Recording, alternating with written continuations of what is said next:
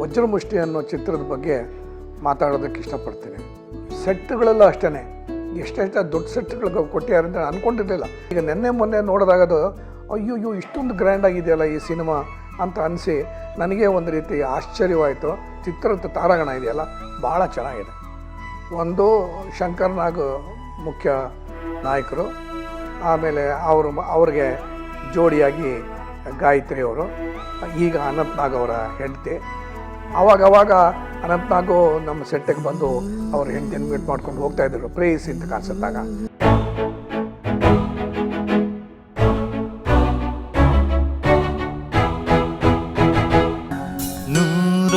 ನೂರೊಂದು ನೆನಪು. ಇವತ್ತಿನ ದಿವಸ ವಜ್ರಮುಷ್ಟಿ ಅನ್ನೋ ಚಿತ್ರದ ಬಗ್ಗೆ ಮಾತಾಡೋದಕ್ಕೆ ಇಷ್ಟಪಡ್ತೀನಿ. ಬಟ್ ಅದರ ಕತೆ ಗೀತೆ ಎಲ್ಲ ನಾನು ಹೇಳೋಕ್ಕೆ ಇಷ್ಟಪಡಲ್ಲ. ನೀವುಗಳೆಲ್ಲನೂ ಅದನ್ನೆಲ್ಲ ನೋಡೇ ಇರ್ತೀರ. ಅದು ನೋಡಿದ್ದರಿಂದ ನಾನು ಕಥೆನ ಅಷ್ಟು ವಿಸ್ತಾರವಾಗಿ ಹೇಳೋಕ್ಕೆ ಹೋಗಲ್ಲ. ಎಲ್ಲೆಲ್ಲಿ ಎಷ್ಟು ಬೇಕೋ ಹೈಲೈಟ್ ಏನು ಬೇಕೋ ಅದು ಮಾತ್ರ ಹೇಳ್ತೀನಿ. ಬಟ್ ಅದರ ಮೇಕಿಂಗ್ ಬಗ್ಗೆ ಸ್ವಲ್ಪ ಜಾಸ್ತಿನೇ ಮಾತಾಡ್ತೀನಿ. ಯಾಕೆ ಅಂತ ಹೇಳಿದ್ರೆ ನಾನು ಇತ್ತೀಚೆಗೆ ಅಂದರೆ ನೆನ್ನೆ ತಾನೇ ನೋಡಿದೆ, ಬಹಳ ಗ್ರ್ಯಾಂಡಾಗಿ ಅದನ್ನು ತೆಗೆದಿದೆ. ಅಥವಾ ಡೈರೆಕ್ಟ್ರ್ ತೆಗೆದಿದ್ದಾರೆ ಅಂತ ಹೇಳಿದ್ರೆ ಅದು ನಾನೇ, ಆದ್ದರಿಂದ ನನ್ನನ್ನು ನಾನೇ ಹೊಗಳ್ಕೊಂಡಂಗಿರುತ್ತೆ. ಅದು ನಾನು ಇಷ್ಟಪಡಲ್ಲ. ಬಟ್ ಏನಂತ ಹೇಳಿದ್ರೆ ನನಗೆ ಬೇಕಾದ ಸವಲತ್ತನ್ನೆಲ್ಲ ಕೊಟ್ಟಿದ್ದಾರಲ್ಲ ಅದರ ನಿರ್ಮಾಪಕ ಕೃಷ್ಣರಾಜ್ ಅಂತ, ಅವರಿಗೆ ನಾನು ಧನ್ಯವಾದಗಳನ್ನ ತಿಳಿಸೋಕ್ಕೆ ಮೊದಲು ಇಷ್ಟಪಡ್ತೀನಿ. ಯಾಕೆಂದರೆ ಏನೇನು ಬೇಕು ಅಂತ ಕೇಳಿದ್ನೋ, ಯಾವ್ಯಾವ ಸೆಟ್ ಈ ಥರನೇ ಇರಬೇಕು ಅಂತ ಕೇಳಿದ್ನೋ, ಆಮೇಲೆ ಯಾವ್ಯಾವ ಕಲಾವಿದರು ಬೇಕು ಅಂತ ಕೇಳಿದ್ನೋ ಸಕಲವೂ ಕೊಟ್ಟಿದ್ದಾರೆ ಅವರು. ಅದರಿಂದ ಸೆಟ್ಗಳೆಲ್ಲ ಅಷ್ಟೇ, ಎಷ್ಟೆಷ್ಟು ದೊಡ್ಡ ಸೆಟ್ಗಳಿಗೆ ಕೊಟ್ಟಿದ್ದಾರೆ ಅಂತ ಅಂದ್ಕೊಂಡಿರಲಿಲ್ಲ. ಅವರು ಇಷ್ಟೊಂದು ಕೊಟ್ಟಿರ್ತಾರೆ ಅಂತ ಅಂದ್ಕೊಂಡಿರಲಿಲ್ಲ. ಈಗ ನೆನ್ನೆ ಮೊನ್ನೆ ನೋಡಿದಾಗದು ಅಯ್ಯೋ ಇಷ್ಟೊಂದು ಗ್ರ್ಯಾಂಡ್ ಆಗಿದೆಯಲ್ಲ ಈ ಸಿನಿಮಾ ಅಂತ ಅನಿಸಿ ನನಗೆ ಒಂದು ರೀತಿ ಆಶ್ಚರ್ಯವಾಯಿತು, ಸಂತೋಷಪಟ್ಟೆ. ಹೇಳ್ತಾರಲ್ಲ ಮೊಗಂಬ ಖುಷುವ ಅಂತ, ಆ ಥರ ಮನಸ್ಸು ನನಗೆ ತುಂಬ ಇಷ್ಟವಾಯಿತು, ಖುಷಿ ಕೊಡ್ತು ಅಂತ ಹೇಳೋಕ್ಕೆ ಇಷ್ಟಪಡ್ತೀನಿ. ನಾನು ಪ್ರೊಡ್ಯೂಸರ್ಗೆ ಹೇಳಿದ್ದೆ ಸ್ವಲ್ಪ ರಿಚ್ಚಾಗಿ ತೆಗಿಬೇಕು ಈ ಸಿನಿಮಾನ ಅಂತ. ಅವರು ಹಿಂದಿನ ಚಿತ್ರ ನಾನು ಸಮರ್ಪಣೆ ಅಂತ ಮಾಡಿದ್ದೆ. ಅದು ಸಿಂಪಲ್ ಸಬ್ಜೆಕ್ಟು, ಆಮೇಲೆ ನಾವಲ್ ಅದು ಉಷಾ ನವರತ್ನ ಬರೆದಿದ್ದ ನಾವಲ್ ಅದು. ಸೊ ನಾವಲಲ್ಲಿ ಏನು ಕತೆ ಏನಿರುತ್ತೆ ಅಂತ ಹೇಳಿದ್ರೆ ಅಷ್ಟಕ್ಕೆ ಹೊರತು ಕಥೆನ ಬಿಟ್ಟು ನಾವು ಹೋಗೋಕ್ಕಾಗಲ್ಲ. ಆಮೇಲೆ ಅದು ತುಂಬ ವಿಸ್ತಾರನೂ ಮಾಡೋಕ್ಕಾಗೋದಿಲ್ಲ, ಯಾಕೆಂದರೆ ಜನ ಕಥೆನ ಓದಿರ್ತಾರೆ. ಆ ಉಷಾ ನವರತ್ನ ನಾವಲ್ಸ್ ಅಂದರೆ ತುಂಬ ಪಾಪ್ಯುಲರ್ ನಾವಲ್ಗಳು. ಮೊದಲು ನಮಗೆ ತ್ರಿವೇಣಿ ಹೇಗಿತ್ತು ಆ ಥರ ಇವ್ರದ್ದು ಕೂಡ ಹಾಗೇ ಇತ್ತು. ಆದ್ದರಿಂದ ಅಷ್ಟಾಗಲ್ಲಿ ಸ್ಕೋಪ್ ಇಲ್ಲ. ಇದು ಒಂದು ಆ್ಯಕ್ಷನ್ ಸಿನಿಮಾ.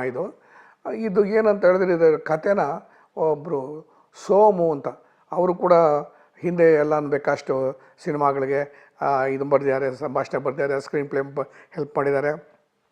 ಅಥವಾ ಇನ್ನೂ ಕತೆ ಏನಾದ್ರು ಬರೆದಿರ್ಬೋದು ನನಗೆ ಗೊತ್ತಿಲ್ಲ. ಬಟ್ ಈ ಕಥೆನ ಬರೆದಿರೋದು ಸೋಮು ಅಂತಲೇ. ಅವರು ಕೃಷ್ಣರಾಜ್ ಹೇಳಿದ್ದಾರೆ ಮೊದಲು ಈ ಥರ ಒಂದು ಸಿನಿಮಾ ಇದೆ ಅಂತ. ಅವ್ರ ಸೋಮುಗೆ ಏನು ಇಷ್ಟ ಇತ್ತು ಅಂದರೆ ಅವರೇ ಡೈರೆಕ್ಷನ್ ಮಾಡಬೇಕು ಅಂತ ಇಷ್ಟ ಇದ್ದಿದ್ದು.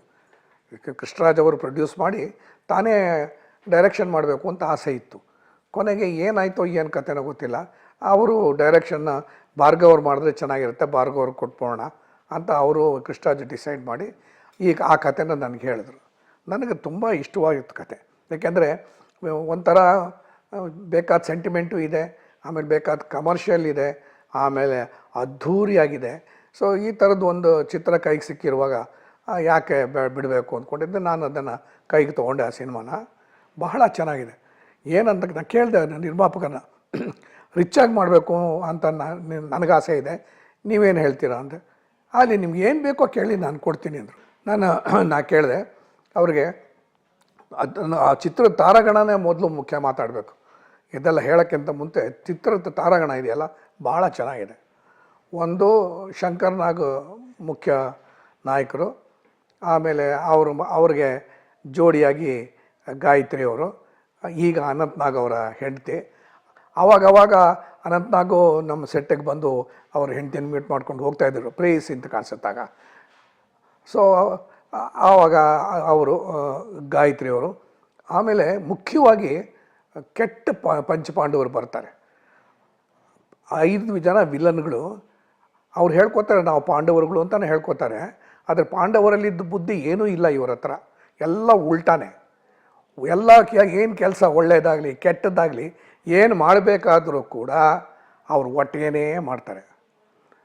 ಯಾವುದಾದ್ರು ಓಪನಿಂಗ್ ಸೆರೆಮನಿಗೆ ಹೋಗಬೇಕು ಅಂದರೆ ಅಲ್ಲೂ 5 ಜನ ಹೋಗ್ತಾರೆ. ಯಾವುದಾದ್ರೂ ಒಂದು ಹೊಡಿಬೇಕು ಅಂದರೂ ಹೋಗ್ತಾರೆ, ಕೊಲ್ಲಬೇಕು ಅಂದರೂ ಹೋಗ್ತಾರೆ, ಏನು ಬೇಕು ಅಂದರೂ ಹೋಗ್ತಾರೆ. ಈ 5 ಜನನೇ ಒಂದು ಮೈನ್ ಸೋರ್ಸ್ ವಿಲನ್ಗೆ. ಹಿಂದೆ ನಾವು ಹಿಂದೆ ಹೇಳಿದ್ದೀನಿ, ಆ ರಾಜ್ಕುಮಾರ್ ಪಿಕ್ಚರ್ಗೆ 5 ಜನ ವಿಲನ್ಗಳು ಇಡ್ತಾಯಿದ್ರು ಅಂತ. ಆ ರೀತಿ ಇಲ್ಲಿ ನನಗೆ 5 ಜನ ವಿಲನ್ ಸಿಕ್ಕಿದ್ರು. ಸೊ 5 ಜನಕ್ಕೂ ಕೂಡ ದೊಡ್ಡವ್ರನ್ನೇ ಹಾಕಬೇಕು ಅಂತ ಒಂದು ಆಸೆ ಇತ್ತು. ಸೊ ಅದಕ್ಕೋಸ್ಕರ 5 ಜನ ಯಾರನ್ನ ಹಾಕೋದು ಅಂತ ಹೇಳಿದ್ರೆ ನಾವು ವಜ್ರಮುನಿ, ಆಮೇಲೆ ತೂಗುದೀಪ ಶ್ರೀನಿವಾಸ್, ಮುಖ್ಯಮಂತ್ರಿ ಚಂದ್ರು, ಧೀರೇಂದ್ರ ಗೋಪಾಲ್, ಶಕ್ತಿ ಪ್ರಸಾದ್, ಇಷ್ಟು ಜನ ಕೆಟ್ಟ ಪಂಚಪಾಂಡವರು.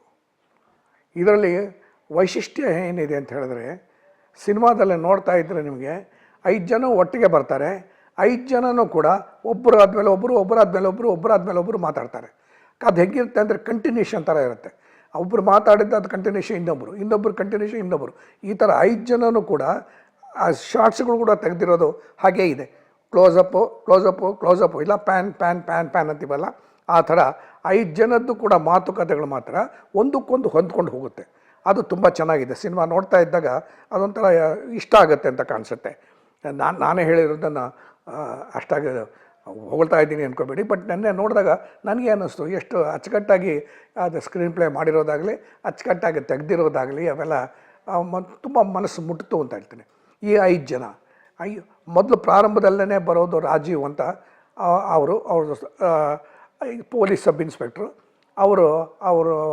ಅವರು ಹೆಂಡತಿಯಾಗಿ ಆರತಿ ಮಾಡಿರೋದು. ಆಮೇಲೆ ಇನ್ನೂ ದಿನೇಶ್ ಇದ್ದಾರೆ, ಮುಸ್ರಿ ಕೃಷ್ಣಮೂರ್ತಿ ಇದ್ದಾರೆ, ಎಲ್ಲಕ್ಕಿಂತ ಹೆಚ್ಚಾಗಿ MP ಶಂಕರ್ ಇದ್ದಾರೆ. ಇನ್ನೂ ಏನಾದ್ರು ಇರ್ಬೋದ್ರೆ ಬಿಟ್ಟಿರ್ತೀನಿ ಅಂತ ಕಾಣಿಸುತ್ತೆ. ಇಷ್ಟು ಮುಖ್ಯ ತಾರಾಗಣ. ಇದನ್ನು ಮೊದಲೇ ಫಿಕ್ಸ್ ಮಾಡ್ತು. ನಂಗೆ ತುಂಬ ಸಂತೋಷ ಆಯಿತು ಈ ತಾರಾಗಣಕ್ಕೆ. ಆಮೇಲೆ ಇನ್ನೊಂದೇನು ಅಂತ ಹೇಳಿದ್ರೆ, ಪಿಕ್ಚರ್ ಬಿಗಿನಿಂಗಲ್ಲೇ ನಾನು ಹೇಳಿದೆ ಮೇಕಿಂಗ್ ಬಗ್ಗೆನೇ ನಾನು ಹೇಳೋಕ್ಕೆ ಇಷ್ಟಪಡ್ತೀನಿ ಅಂತ. ಪಿಕ್ಚರ್ ಬಿಗಿನಿಂಗೇ ಅದ್ಧೂರಿಯಾಗಿರುತ್ತೆ. ನಾನು ಹೇಳಿದೆ ಏನಂತ ಹೇಳಿದ್ರೆ, ಹೈಕೋರ್ಟಲ್ಲಿ ಜನ ಜಂಗೂಳಿಯಾಗಿರುತ್ತೆ. ಅಷ್ಟು ಜನ ಸೇರಿರ್ತಾರೆ. ಅಷ್ಟು ಜನ ಸೇರಿದ್ರೆ ಏನಂತ ಹೇಳಿದ್ರೆ, ಒಂದು ಪೊಲೀಸ್ ವ್ಯಾನ್ಗಿಂತ ಮುಂಚೆ ಒಂದು ಪೊಲೀಸ್ ಜೀಪು ಅದು ಬರುತ್ತೆ. ಅದು ಬಂದು ನಿಂತ್ಕೋತೆ. ಆವಾಗ ಪೊಲೀಸ್ ವ್ಯಾನಲ್ಲಿ ಇಳಿತಾರೆ. ಪೊಲೀಸ್ ವ್ಯಾನಲ್ಲಿ ಯಾರು ಇಳಿತಾರಪ್ಪ ಅಂತ ಹೇಳಿದ್ರೆ, ನಮ್ಮ ಹೀರೋ ಆಗಿ ಶಂಕರ್ನಾಗ್ಗೆ ಚೈನ್ ಹಾಕಿ ಕಟ್ಬಿಟ್ಟಿರ್ತಾರೆ, ಕೈಗೆ ಕಾಲಿಗೆ ಎಲ್ಲ ಚೈನ್ಗೆ ಹಾಕಿ ಕಟ್ಟಿರ್ತಾರೆ. ಅವರು ವ್ಯಾನಿಂದ ಹಾಗೆ ಜಂಪ್ ಮಾಡ್ತಾರೆ. ತುಂಬ ಚೆನ್ನಾಗಿ ಮಾಡಿದ್ದಾರೆ. ಅದು ವ್ಯಾನಿಂದ ಜಂಪ್ ಮಾಡ್ತಾರೆ. ಅವ್ರನ್ನ ಪೊಲೀಸ್ನವ್ರು ಎಳ್ಕೊಂಡು ಹೋಗ್ತಾರೆ. ಆ ಎಳ್ಕೊಂಡು ಹೋದರೆ ಕೂಡ ಅವರು ಶಂಕರ್ನಾಗ್ ನಡೆಯೋ ಸ್ಟೈಲ್ ಭಾಳ ಚೆನ್ನಾಗಿದೆ. ಒಂಥರ ಹೀಗೆ ನಡ್ಕೊಂಡು ಹೋಗ್ತಾರೆ. ಆ ಸರಪಣಿ ಹಾಕಿದ್ದರೂ ಕೂಡ ಅವ್ರು ನಡ್ಕೊಂಡು ಹೋಗೋ ಸ್ಟೈಲ್ ಇದೆಯಲ್ಲ, ಅದು ಭಾಳ ವಿಭಿನ್ನವಾಗಿರುತ್ತೆ. ಅವರು ಕೋರ್ಟ್ ಒಳಗಡೆ ಹೋಗ್ತಿದ್ದಂಗೆ ನೆಕ್ಸ್ಟ್ ಏನಾಗುತ್ತೆ ಅಂದರೆ, ಹೈಕೋರ್ಟ್ ಎಕ್ಸ್ಟೀರಿಯರಲ್ಲೇ 5 ಇಂಪೋರ್ಟೆಡ್ ಕಾರ್ಗಳು ಬರುತ್ತೆ. ಒಂದಾಗತ್ತೋ ಒಂದು ಈ ಥರ 5 ಕಾರುಗಳು ಬರೋದನ್ನು ಅಲ್ಲಿ ಒಂದು ಶಾರ್ಟಲ್ಲಿ ತೋರಿಸಿದ್ದೀವಿ. ಅಲ್ಲಿ ತೋರಿಸಿದ್ರೆ 5 ಕಾರುಗಳಲ್ಲಿ ಇಂಪೋರ್ಟೆಡ್ ಕಾರುಗಳು ಯಾರ್ಯಾರು ಬರ್ತಾರಪ್ಪ ಅಂತ ಹೇಳಿದ್ರೆ, ಒಂದು ವಜ್ರಮುನಿ ಬರ್ತಾರೆ, ನೆಕ್ಸ್ಟ್ ಇಳಿತಾರೆ. ಅವ್ರಿಗೆ ಬಂದಿದ್ದಕ್ಕೆ ಜೈಕಾರ ಹಾಕ್ತಾರೆ ಜನಗಳು. ತೂಗುದೀಪ ಶ್ರೀನಿವಾಸ್ ಬರ್ತಾರೆ ನೆಕ್ಸ್ಟು. ಆಮೇಲೆ ಮುಖ್ಯಮಂತ್ರಿ ಚಂದ್ರು ಬರ್ತಾರೆ. ಆಮೇಲೆ ಶಕ್ತಿ ಪ್ರಸಾದ್ ಬರ್ತಾರೆ. ಆಮೇಲೆ ಧೀರೇಂದ್ರ ಗೋಪಾಲ್ ಬರ್ತಾರೆ. ಇದು ಪ್ರತಿಯೊಬ್ಬರು ಬಂದಾಗಲೂ ಕೂಡ ಅವ್ರ ಇಂಟ್ರಡಕ್ಷನ್ ಆದ್ದರಿಂದ ಕಾರಿಂದ ಇಳಿಯೋದು, ಅವ್ರು ನಗೋದು, ಕೈ ಮುಗಿಯೋದು, ಹೀಗೆ ಹೋಗೋದು 5 ಜನನೂ ತೋರಿಸ್ತೀವಿ.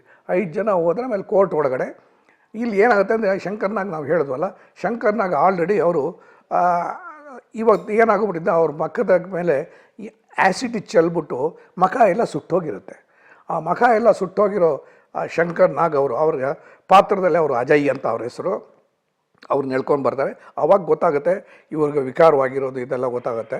ಆಮೇಲೆ ಇದರಲ್ಲಿ ಕೋರ್ಟಲ್ಲಿ ಪ್ರೊಸೀಡಿಂಗ್ಸ್ ಆಗುತ್ತೆ. ಅದೊಂಥರ ಅದ್ಧೂರಿಯಾಗಿ ನಡೆದಿದೆ.